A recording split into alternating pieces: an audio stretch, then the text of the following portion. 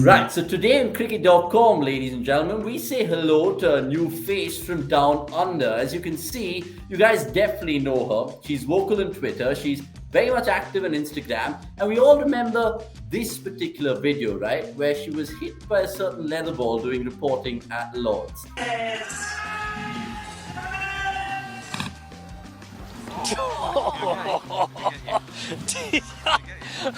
It's okay.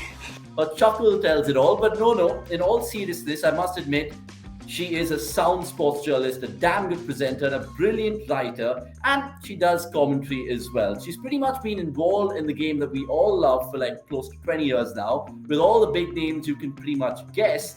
And here we are at the WTC final at the Oval, trying to get in touch with Mel.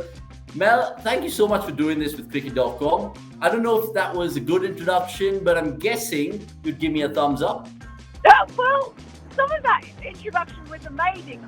Although you've aged me quite a bit, I think, because I certainly haven't been doing this for 20 years. So you've got your maths out there a little bit. Probably more like about 12. But anyway, it's very, very lovely to be here. And it's quite an introduction. Thanks for reminding me about being hit on the back with a ball. That was not something I generally like to remember, but it was good fun, and it went viral, and luckily there's no one behind me hitting a ball at the moment. Absolutely. Now, speaking of that venue behind you, what is it like? Tell me about the hullabaloo, the buzz around the Oval going into this grand ultimate test. Yeah, it's really interesting. The test summer kicked off last week at Lord's with the England-Ireland test. And then we've got this test here, and then of course we've got the Ashes. And it's just strange. I think a lot of us are kind of trying to work out what is the significance of this. You know, the World Test Championship, has it captured the imagination? Is it something the teams really strive for? They, of course, say it is. But it's sort of hard to know how much it really has captured the imagination. We've got two wonderful teams and hopefully a high-quality test. I mean, whenever these two have played recently, it's been pretty fascinating to watch. But I still don't know. I'm trying to work out just how much this has given context to Test cricket and how significant it is. No doubt, though, whichever team wins will be extremely happy to lift the mace and be able to say that they are World Test champions. Absolutely, they'll be elated to say the least. Now, that reminds me of a question that I have to ask you. I'll get it up right now, because essentially, whomsoever lifts that trophy in a week's time, right, that team will have pretty much their trophy cabinet complete. Is that like an added motive that the players already know of right now, Mel? An instant boost almost to just win this competition? I don't know if it's about the cabinet. I just think it's something that India missed out on last time after getting to the final. So you can imagine them wanting to put that right for Australia. Well, they missed out on getting to the final of the first one because they were docked points for a slow over rate, and that cost them. So that's rankled with them a little bit as well, undoubtedly. Pat Cummins has mentioned that before the test in his pre-match press commitment. So there's something, I think, a little itch that both of them perhaps want to scratch when it comes to completing this one and ticking it off. There's always been a handing around the mace before, and it's always been quite arbitrary. Okay, here you are, you're number one in the world. But there's not been an event to kind of celebrate that until the World Test Championship. So I guess that's a bit of a motivating factor for both of those teams as well.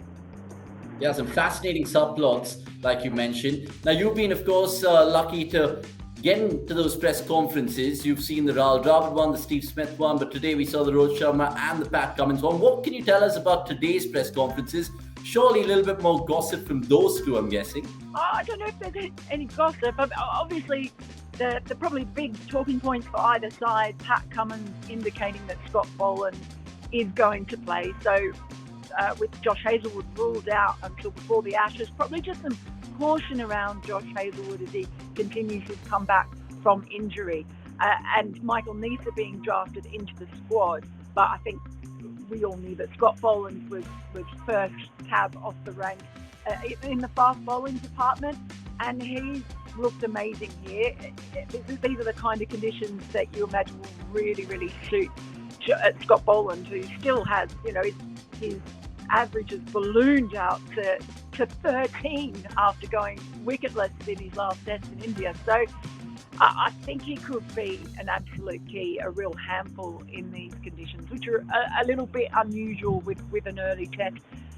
There weren't many clues from Rohit Sharma today. That old question that we seem to have every time India come to England about, will Ashwin play or won't she play?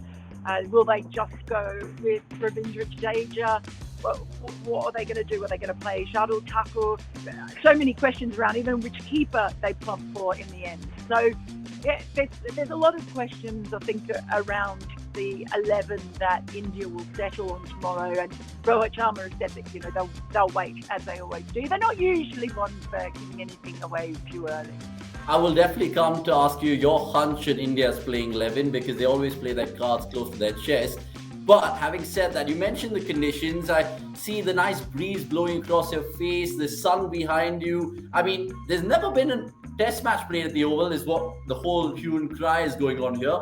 How much will that be taken into factor? And as an Aussie fan, secret Aussie fan, are you hoping that, the pitch with the green tinge suits your bowlers more than ours?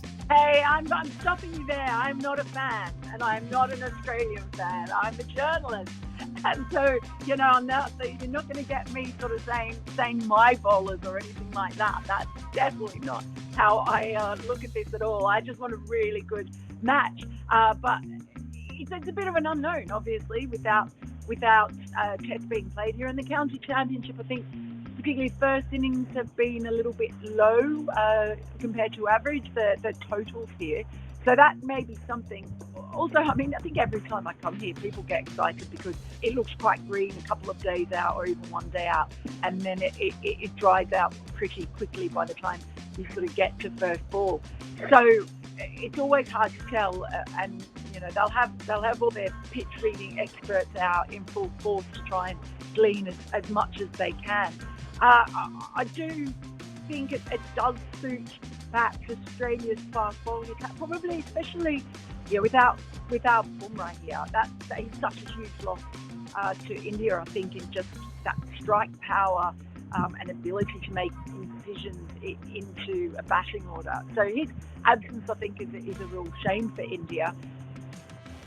Hard just to say though, how will it play out over the 5 days? There is some rain forecast around day, I think 5 and the reserve day, but not a lot. I had a look in depth. Looks like it's sunny for the next few, maybe a late afternoon thunderstorm later on in the match. So I'm not sure that will be enough to bring into play the reserve day though. We'll have to just wait and see. I hope not, but we'll have to wait and see. So it is an unknown, but there's always been good bounce here at the Oval, always been a bit more turn here, but that might be the thing that's lacking, and maybe that might affect India's selections a little bit. Speaking of Team India, we can pretty much second guess their team, Mel. The only debate and the contention is which keeper plays and then their combination. Do they go in with the left arm and Unadkat? Do they get the experience of Rameshan as a third seamer potentially? Or, gamble with all the spin, as ridiculous as it sounds with Akshar Patel being the batter that he is. What is it and what's your hunch? Because surely you're watching the boys play, you're keeping a close look of things. What's your hunch? No, I honestly, I have no idea, because that they just give so little away, and it's very difficult to tell anything that you see. I mean, there has been that reluctance to play Ashwin over here, as we know in the past. So, maybe that's going to play into a factor. But then Rohit sort of said he certainly wasn't saying that he wasn't going to play. I mean, his only message was that all 15 need to be ready to go. And maybe there will be. Maybe Ishan Kishan might get a nod just because of the fact that they're not expecting the ball to spin as much. So it just could be. It could be any way possible. I just can't even begin to look at it and say, yeah, definitely think they're going to go that way. I mean, it seems like an absolute prospect, and we'll be there to cover it all with Mel, of course, on a show that we're going to be calling Quarrel with Farrell. Don't shoot me, shoot the producers. I told Mel about this. She was having a good old chuckle. Right, let's get all the other questions out of the way and ask her this. Who starts favourites? Because in Australia, people are saying Australia. World over, people are saying Australia. In India, people are saying Australia. More importantly, what do you think? Do you think Australia 60-40, you think, given the injuries India have? Yeah, it's funny, isn't it? Just because India have been so successful against Australia in Australia and in India in recent times. So it's been quite a while since Australia have won a series against India. But I don't know, over here, I do think it probably is about that I'd lean 60-40 towards Australia, just partly because of some of the injuries. Without, obviously, Rishabh Pant, without Bumrah. And also, I just think Scott Bowles could be a massive X factor in this match. But I'm not going to write off any team that has, the likes of Pujara and Sharma and a whole host of brilliant players, as India do have. So if I was leaning Australia, it would only be maybe 60-40%. It's going to be very interesting to see, and maybe conditions will play a big part. Hopefully it stays sunny though, because that's what we want to see. At least a game of attrition goes all the way till day 5, and who doesn't love Test cricket? So hopefully it's a good advert for the game. Now, we spoke about fun segments which we'll have with Mel indeed, but just in this preview, for the benefit of you viewers, we're just going to ask her some prediction questions, nice and easy, no pressure. 3 predictions, okay? You have to tell us, first and foremost, most runs in this Test match, Mel. Who are you putting your money on? Predictions are a mud's game, and this is why I never actually gamble or put money on anything. Don't gamble, kids. It's a mud's game. Look, I think I'm going to go with Marnus Labuschagne. He's been over here a lot. He knows conditions here extremely well, as does someone like Pujara. But I don't know. I just think Marnus might be really up for this. He's had a terrific preparation. So if I had to pick one, I'd probably go with him. Okay, no Virat Kohli? Maybe. It could happen. I'm not saying that it definitely won't. But yeah, to say he's going to score the most runs in this Test match. How about I say Virat second?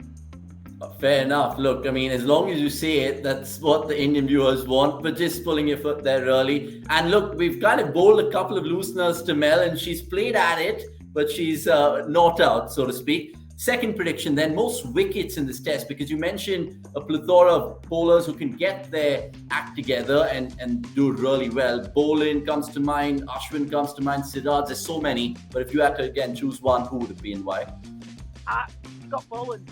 I'm actually going with him. He's not played a first-class match in this country, but he just has an incredible knack for getting the best batters out. I mean, we've just seen it time and time again. He has played in an Indigenous match over here, but that was with a white ball, and he hasn't bowled with the Duke. So I know I'm putting it out there, but watching him at training as well, he looks more than a handful.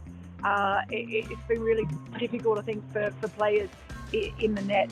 And I just reckon that these conditions, the Duke's ball, just going to suit him so much. So, no, pick another Australian. I'm going to get in all sorts of trouble.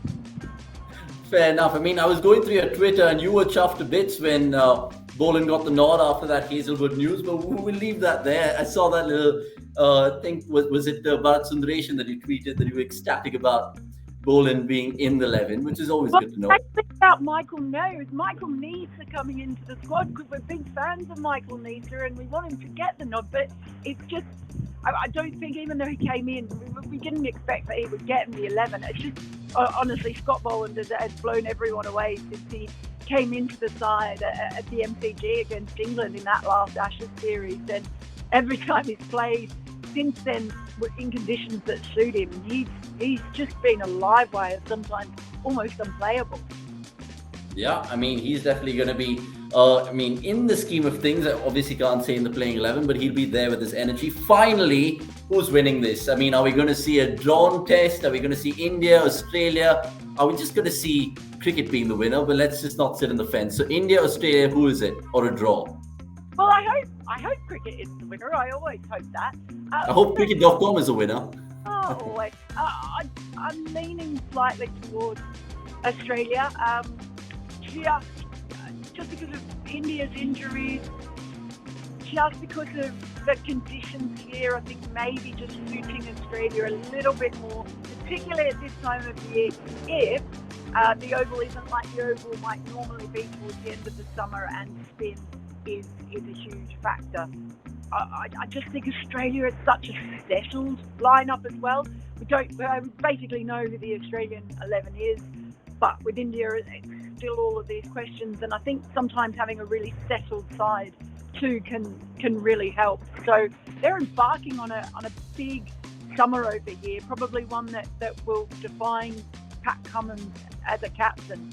So that they really will be so focused on getting it off to a good start, not having the Ashes in the forefront of their mind, but focusing on this World Test Championship first. But I think it'll be close. I think it'll be a really, really tough test. And I'm certainly not saying that Australia are a huge favourite. Just think they've got a few things in their favour.